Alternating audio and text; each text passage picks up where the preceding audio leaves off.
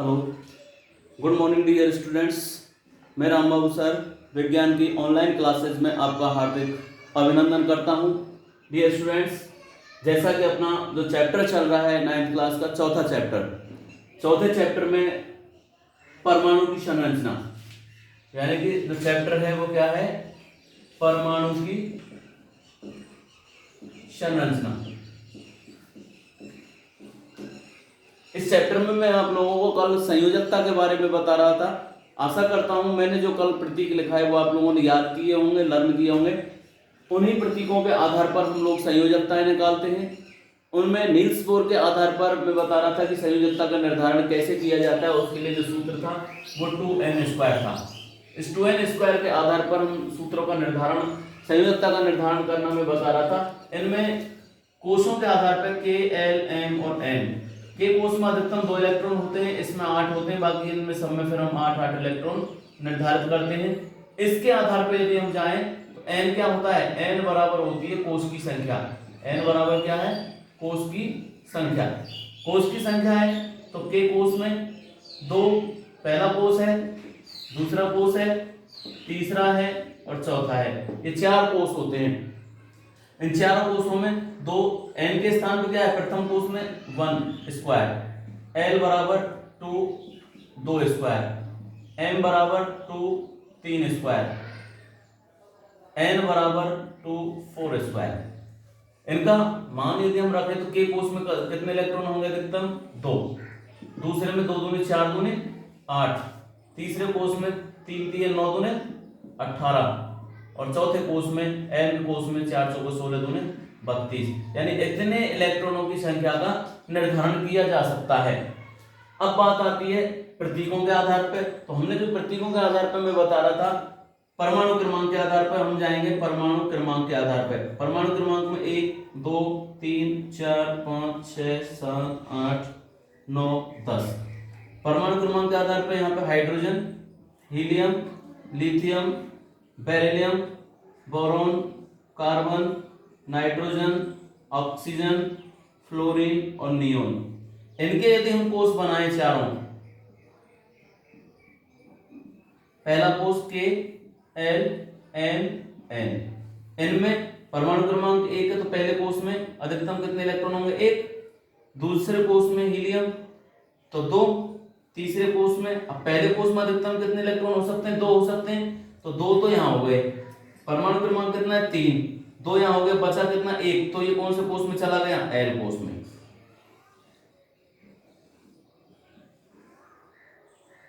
चौथा है beryllium, hydrogen, helium, lithium, beryllium. Beryllium में बी, तो पहले कोष में 2 इलेक्ट्रॉन, अधिकतम 2 ही हो सकते हैं प्रथम कोष में, तो दूसरे में कितने बच गए, 2 और 2, तीसरे में यहां पे 2 और यहां पे कितने होते हैं, 3 हो गए, 3 और 2 5।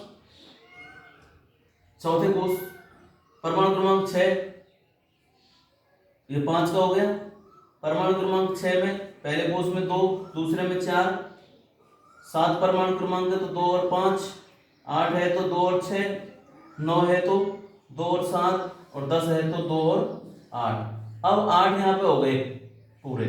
अब यदि 11वां नंबर आता है सोडियम का, Na में पहले कोष में कितने इलेक्ट्रॉन होंगे, 2, अधिकतम 2 हो सकते हैं, दूसरे में कितने हैं, 8, अधिकतम 8 हो सकते हैं, तो तीसरे में कितना बच गया, यहाँ पे 1 बचा, 1 इलेक्ट्रॉन। इसी आधार पर हम जाएंगे। यहां की संयोजकता के बारे में बात करें तो संयोजकता कोष के बारे में कल भी बता रहा था, फिर एक बार बता रहा हूं कि वह कोष, सबसे भारीतम कोष जिसके आधार पर हम संयोजकता का निर्धारण करते हैं, वो कोष संयोजकता कोष कहलाता है। इसमें यहाँ पर इसका ये पहला कोष है, ये भारी कोष है, इसकी संयोजकता कितनी है, 1। यहाँ हीलियम का कोष पूरा हो गया। यहाँ जब कोष पूरा हो जाता है, यानी कि पहला कोष ये, इसमें अधिकतम कितने इलेक्ट्रॉन होंगे, 2, ये कोष पूरा हो जाता है तो संयोजकता 0। फिर दूसरा कोष बना देते हैं, ऐसे तीसरा बना दिया और चौथा बना दिया, मैंने ऐसे बना दिए। पहले कोष में 2 इलेक्ट्रॉन, फिर दूसरे में 1 2 3 4 5 6 7 और 8।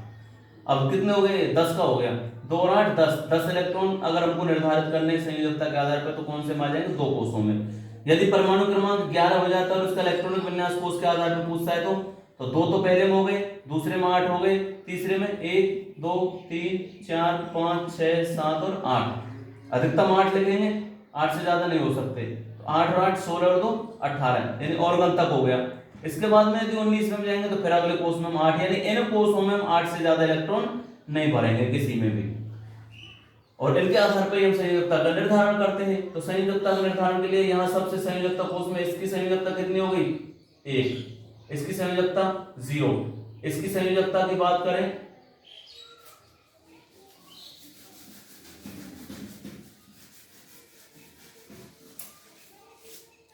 इनकी संयोजकता की बात करें तो संयोजकता इसकी कितनी है 1 प्लस के हैं ये, दूसरा है ये 2 तो ये भी प्लस के हैं, तीसरा है तो ये भी प्लस के हैं, चौथा है तो ये भी प्लस का है। अब इसके बाद में 4 के बाद में 5 पे पहुंच गए। अब आधे यानी कि अधिकतम इलेक्ट्रॉन का मैं बता रहा था कि ये कोष को पूरा करने के लिए 8 इलेक्ट्रॉन चाहिए, 8 इलेक्ट्रॉन चाहिए।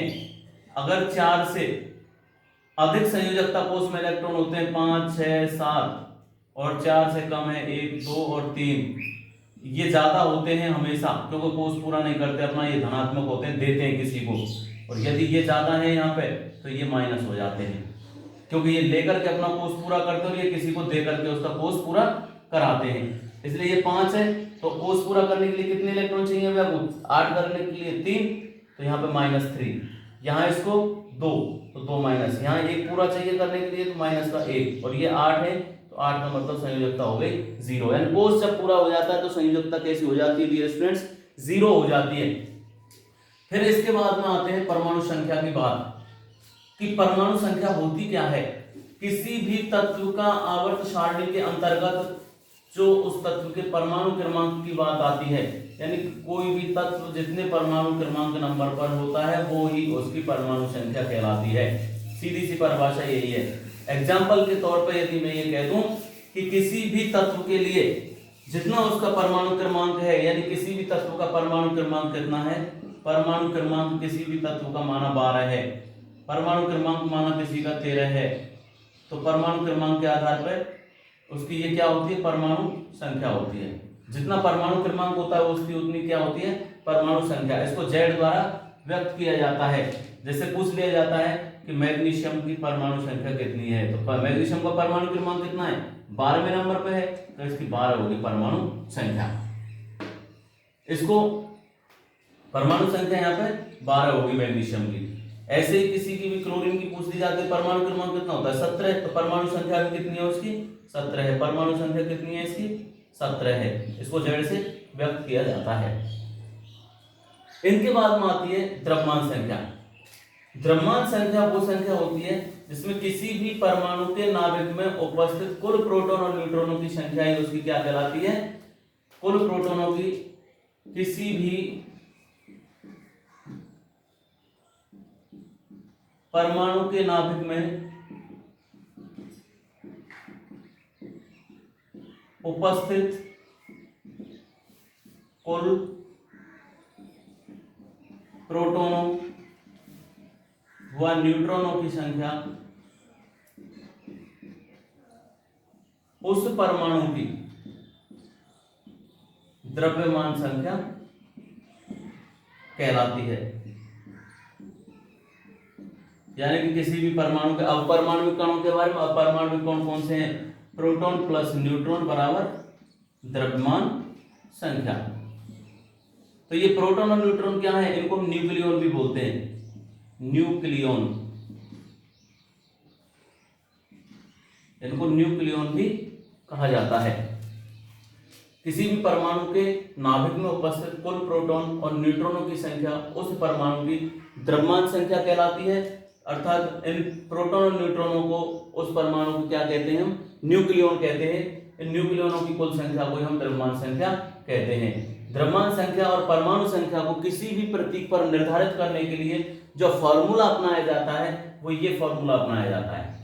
यानी कि माना मैं ये कह दूं कि परमाणु क्रमांक और द्रव्यमान संख्या के आधार पर, जैसे कार्बन, कार्बन का सबसे पहले क्या है, मध्य में प्रतीक है, प्रतीक है। इसके बाद में परमाणु संख्या यानी परमाणु क्रमांक कितना है, 6, तो परमाणु संख्या यहाँ आ जाती है।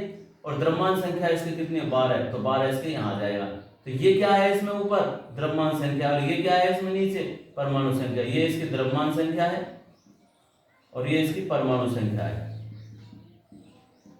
और ये इसका क्या है प्रतीक है। अर्थात मैं कह सकता हूं कि प्रोटॉन और न्यूट्रॉनों की जो संख्या होती है, प्रोटॉन व न्यूट्रॉन की संख्या किसी भी परमाणु के न्यूक्लियन कहलाते हैं, किसी भी परमाणु के अपरमाणविक कण कहलाते हैं। ये अपरमाणविक कण जो होते हैं ये इनकी द्रव्यमानिक संख्या को व्यक्त करते हैं। प्रश्न ये उठता है, मैं फिर एक बार रिपीट कर रहा हूं, परमाणु संख्या होती क्या है। पहला प्रश्न है परमाणु संख्या किसे कहते हैं, परमाणु संख्या क्या है। तो परमाणु संख्या होती है किसी भी तत्व के परमाणु में उपस्थित उसके परमाणु क्रमांक के आधार पर ही उसकी परमाणु संख्या का निर्धारण किया जाता है। जितनी परमाणु संख्या परमाणु क्रमांक होता है उतनी उसकी परमाणु संख्या होती है। लेकिन इसके बाद में आती है द्रव्यमान संख्या। यदि द्रव्यमान संख्या की बात की जाए तो द्रव्यमान संख्या मुख्य रूप से जो होती है वो परमाणु के आधार पर निर्धारित की जाती है। किसी भी परमाणु के अपरमाणविक कण उसकी द्रव्यमान संख्या को व्यक्त करते हैं। अपरमाणविक कण का मतलब किसी भी परमाणु में उपस्थित कुल प्रोटॉन और न्यूट्रॉनों की संख्या को उसकी द्रव्यमान संख्या कहते हैं। इन प्रोटॉन और न्यूट्रॉनों को न्यूक्लियन भी कहा जाता है। इनके बाद में न्यूक्लियन कहा जाता है। इनके बाद में यहाँ पर परमाणु के बाद में अगला जो टॉपिक आता है वो आता है हमारे इस चैप्टर में समस्थानिक का। और समस्थानिक जो होते हैं इनका हमारे दैनिक जीवन में बहुत सारे उपयोग भी होते हैं समस्थानिकों के। और समस्थानिक की जो प्रक्रिया होती है उसको हम देख सकते हैं कि समस्थानिकों की यदि हम प्रक्रिया को देखें तो इनमें हम लोग देखेंगे समस्थानिक कहते किसे हैं। समस्थानिक यानी कि वे पदार्थ जिनके या वे तत्व जिनकी परमाणु संख्या तो कैसी होती है, जिनकी परमाणु संख्या समान हो, परमाणु संख्या समान हो व द्रव्यमान संख्या भिन्न भिन्न हो।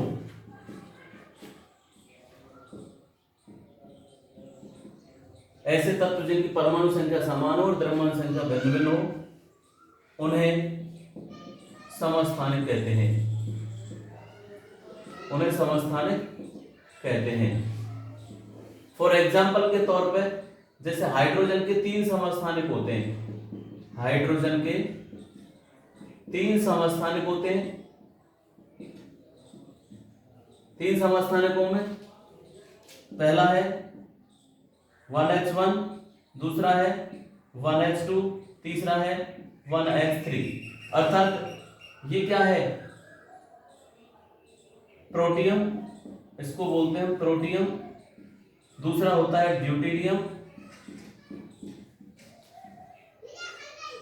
और तीसरा होता है ट्राइडियम।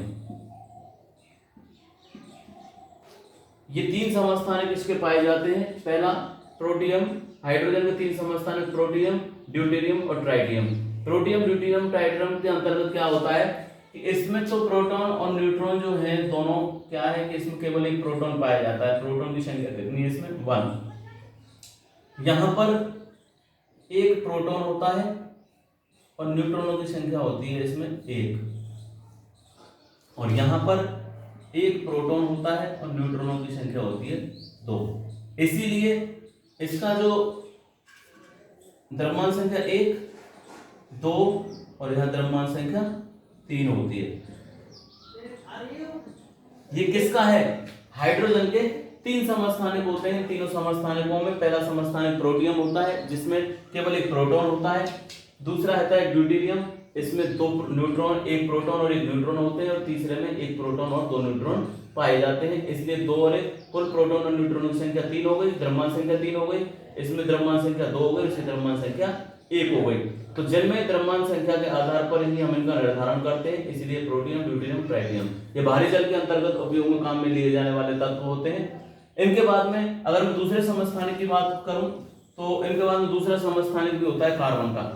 कार्बन के भी 2 समस्थानिक होते हैं। परमाणु क्रमांक दोनों का 6 होता है, लेकिन समस्थानिकों में एक के 12 और एक का होता है 14 कुल द्रव्यमान।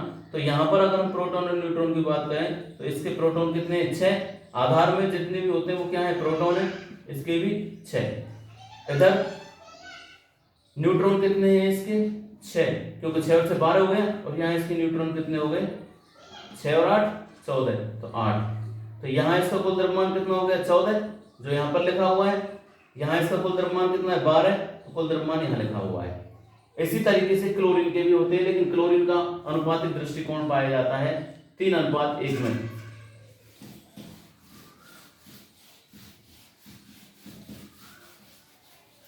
क्लोरीन का भी Cl इनमें क्या होता है कि 17 35 और ये होता है 17 37। इनके जो द्रव्यमानिक जो रूप होते हैं, इनको यदि हम देखें तो आधार समान है, तो प्रोटॉन तो दोनों में समान है भाई। परमाणु क्रमांक कितनी है 17, तो प्रोटॉन भी 17। लेकिन न्यूट्रॉन की बात आती है तो यहाँ पर कितने हो गए 18 और यहाँ पर कितने हो गए न्यूट्रॉन 20। ये कैसे अनुपात में पाए जाते हैं 3:1 में पाए जाते हैं, 3:1 में पाए जाते हैं।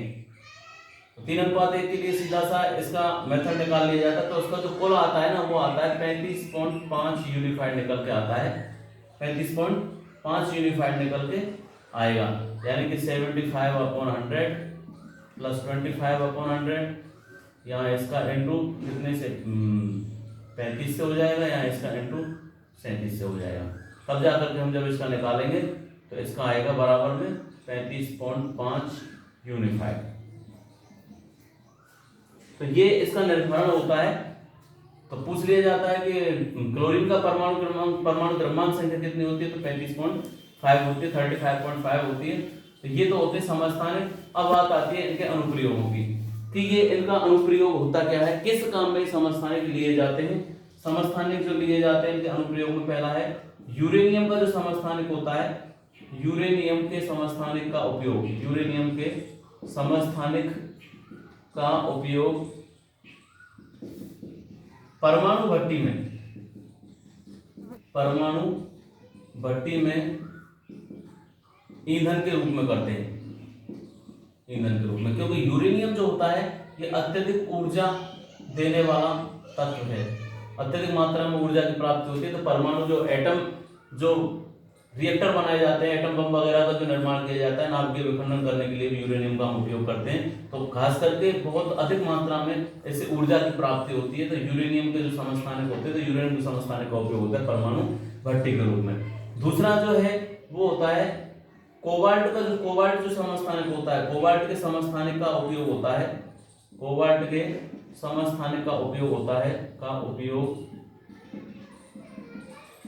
कैंसर रोग में। इसमें क्या होता है, जो बड़े बड़े जो ट्यूमर होते हैं, गांठें जो बन जाती है कैंसर में, उनको समाप्त करने के लिए, ट्यूमर को समाप्त करने के लिए काम में लेते हैं इसको। बड़ी बड़ी गांठें हो जाती है कैंसर के अंतर्गत, इनको समाप्त करने के लिए कोबाल्ट का उपयोग किया जाता है। तीसरा है घेंगा रोग, घेंगा रोग को समाप्त करने के लिए आयोडीन के समस्थानिक का, आयोडीन के समस्थानिक का उपयोग करते हैं, आयोडीन के समस्थानिक का उपयोग किया जाता है घेंगा रोग में। तो ये इनके तीनों ये अनुप्रयोग हैं। समस्थानिकों को पूछ लिया जाता है समस्थानिक किसे कहते हैं, समस्थानिक के उदाहरण देते हुए इसके अनुप्रयोगों को समझाइए। तो समस्थानिक की परिभाषा हो गई, इसके उदाहरण बताए मैं, हाइड्रोजन के हो गए, कार्बन के हो गए, क्लोरीन के हो गए, समस्थानिक के उदाहरण हो गए। इसके बाद में समस्थानिकों के अनुप्रयोग हो गए। इनके बाद में आता है समभारिक। समभारिक ठीक इसके उल्टा चलता है, ये समस्थानिक है, इसके बाद में आते हैं समभारिक पर। समभारिक क्या होता है, समभारिक यानी कि समान भार। समभारिक का मतलब समान भार, यानी द्रव्यमान संख्या कैसी होती है इसकी, समान होती है। यहां पर परमाणु क्रमांक अलग अलग होता है, परमाणु क्रमांक अलग अलग तथा द्रव्यमान संख्या समान होती है, उन्हें समभारिक, उन्हें समभारिक कहते हैं। जैसे एग्जांपल के तौर पे कैल्शियम और ऑर्गन, दोनों का परमाणु क्रमांक अलग है। कैल्शियम का परमाणु क्रमांक 20 होता है, 20 होता है, और इसका ऑर्गन का परमाणु क्रमांक होता है 18। लेकिन इन दोनों की द्रव्यमान संख्या कितनी है? 40 है। दोनों की द्रव्यमान संख्या 40 होती है। तो हम देख रहे हैं परमाणु क्रमांक तो इनका अलग अलग है और द्रव्यमान संख्या जिनकी समान है। परमाणु क्रमांक अलग अलग और द्रव्यमान संख्या समान। यहाँ पर हम लोगों ने क्या पढ़ा?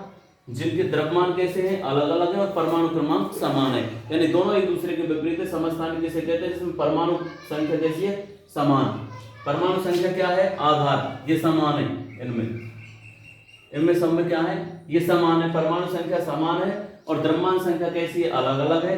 ये सब देख सकते हैं, अलग है इनमें द्रव्यमान संख्या, सबके अलग अलग है। इनको तो कहते हैं समभारिक, वो समस्थानिक सॉरी। ऐसे तत्व जिनमें परमाणु संख्या समान और द्रव्यमान संख्या जिनकी अलग अलग होती है उन्हें समस्थानिक कहते हैं। और ऐसे तत्व जिनके परमाणु क्रमांक अलग अलग होते हैं और द्रव्यमान संख्या समान होती है उन्हें समभारिक कहा जाता है। डियर स्टूडेंट्स, ये चैप्टर यहीं पर पूरा होता है, स्ट्रक्चर ऑफ एटम्स। इसमें मैंने परमाणु की संरचना के बारे में, रदरफोर्ड के बारे में, नील्स बोर के बारे में, जे थॉमसन के मॉडल के बारे में आप लोगों को समझाया। संयोजकताओं के बारे में भी आप लोगों के लिए बताया। समस्थानिक होते क्या हैं, समभारिक क्या होते हैं, संयोजकताएं क्या होती हैं। आशा करता हूं कि ये चैप्टर आप लोगों की समझ में आया होगा। घर पर इसका नियमित रूप से अध्ययन करें, देखें और अध्ययन करने के साथ साथ इसको लर्न करने के साथ साथ अपने फेयर बुक में, कॉपी में नोट डाउन भी करें। आशा करता हूं आप लोग ऐसा करेंगे। यहाँ से आगे अगला चैप्टर मैं कल कराऊंगा। धन्यवाद।